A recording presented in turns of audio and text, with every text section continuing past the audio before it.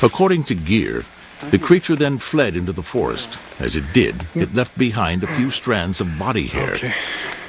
How wild. This is unreal. Gear sent them along to Meldrum for analysis. He just pulled some more up.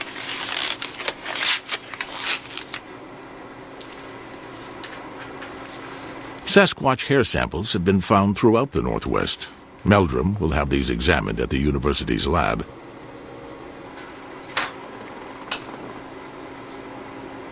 Hello, is this Rich Gear? Yes, this is Jeff Meldrum calling. Yes, I received your package. Yes, it received, Meldrum will soon visit the heart of Bigfoot country to meet Rich Gear as the search for nature's most elusive creature continues. In fact, a colleague of mine and myself would like to come out and...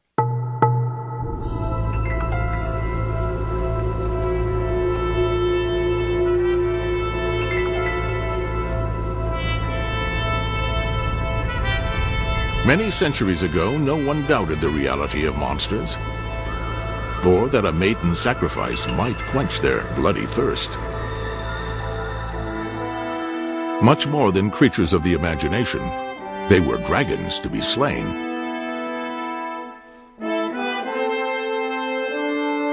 Strangest of all these fierce and fabled beasts was the griffin. With the head of an eagle and the body of a lion with wings, it was a creature that struck terror in the hearts of men. Across the ancient world, people believed griffins were very real man-eating monsters. Researcher Adrienne Mayer now believes she knows why. Legends of monsters often arise in fossil-rich areas. One good example from antiquity is the griffin. The legend began when Greeks made contact with nomads who mined for gold in the vast deserts of Central Asia. By word of mouth, the myth traveled west along ancient caravan routes. As more and more Greeks began to go east toward China over these caravan routes to trade for gold, they brought back more and more reports. The ancient nomads mined for gold in a region rich with fossil remains of dinosaurs. Centuries later, when fossil hunters journeyed to the Gobi Desert, they recovered 2,000 tons of fossils from one species alone, Protoceratops. It's easy to see how this real dinosaur inspired the fable of the griffin.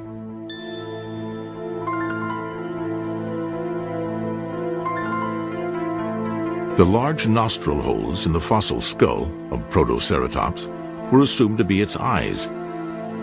And in the medieval mind, the beak and claws of a dinosaur became the wings and talons of a monster. Finally, a myth that endured for centuries can now be put to rest.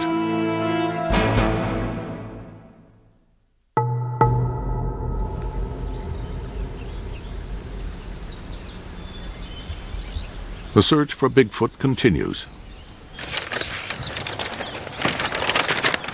Well, I've spoken to Rich Gear, who sent me the videotape and casts and other materials. He's found a camp for us here, right about there. In Orleans, California, Jeff Meldrum is joined by Richard Greenwell of the International Society of Cryptozoology in Tucson, Arizona. The Patterson phone. Right. As a cryptozoologist, my job is to, well, first evaluate claims, reports of what we call unverified animals and see if we can verify them. And of course, right here in California, we look for Bigfoot. I'm hopeful that this is a real biological phenomenon, we could call it. It's going to be pretty significant for zoology as well as anthropology and as well as society, I think.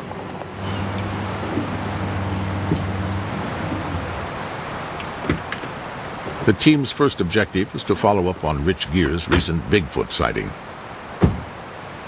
A seasoned forest guide, Gear will donate a few days of his time to help them search for new Bigfoot tracks. Rich Gear, how you doing? Been doing a little scouting around here, and just not too far over the hill is where the actual Patterson sighting was, and there's a nice little sandbar there, and possibly, we might see some things that might get exciting. You filming your camera, Richard? Yeah, let's Hey. If these investigators do find Bigfoot, it won't be the first time a myth has inspired the search and discovery of a real creature. Here's an example of a bear paw, probably a black bear, a real big black bear. And we see the paw mark here, but we haven't seen the bear.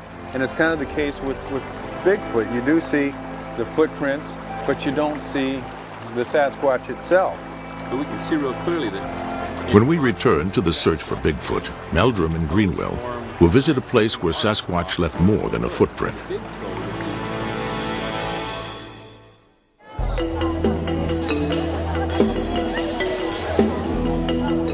The search for real monsters has led explorers to the far corners of the world.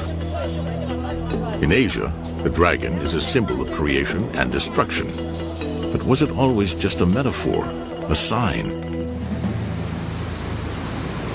In this century, the word dragon would take on an entirely new dimension.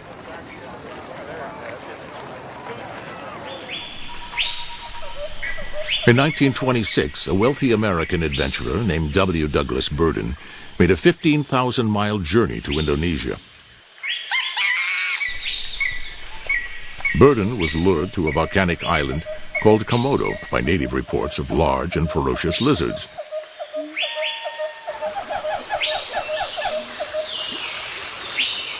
As Burden pushed into the unexplored jungles, the island of Komodo seemed like a lost world. After several days of exploration, he set up camp on a 2,000-foot plateau. It was there he encountered a monster forgotten by time. These are the world's first images of the Komodo dragon. Burden could scarcely believe his eyes. It is a real dragon, black as dead lava, whose every aspect speaks of infinite existence.